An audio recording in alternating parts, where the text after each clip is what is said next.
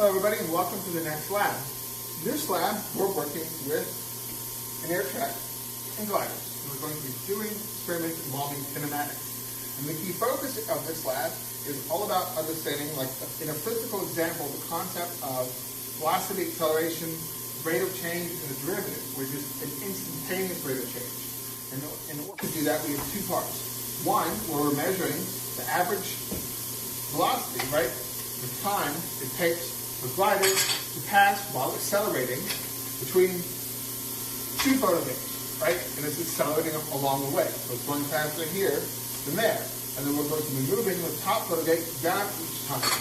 So the distance between the two approaches zero. And then for the second one, we only have one photogate. We're simply measuring the time it takes to go from here to here, right? The time it takes for that flap to go through the sensor.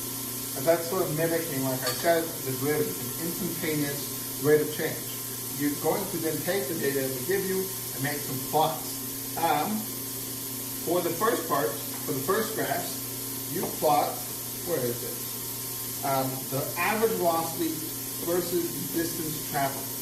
For the second one, you plot the final velocity squared versus the distance traveled. You're going to be then using both of these plots in order to find something.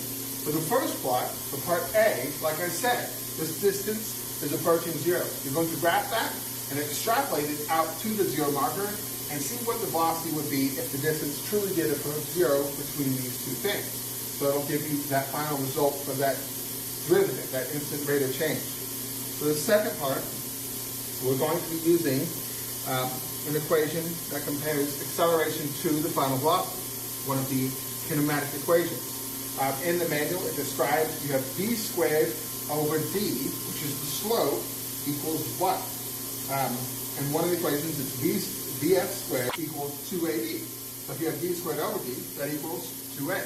So you can then take that slope, divide it by 2, and you have the acceleration of your system. So this is just all about acceleration, instantaneous rate of change, and giving a physical example as that average measurement approaches zero for instant time.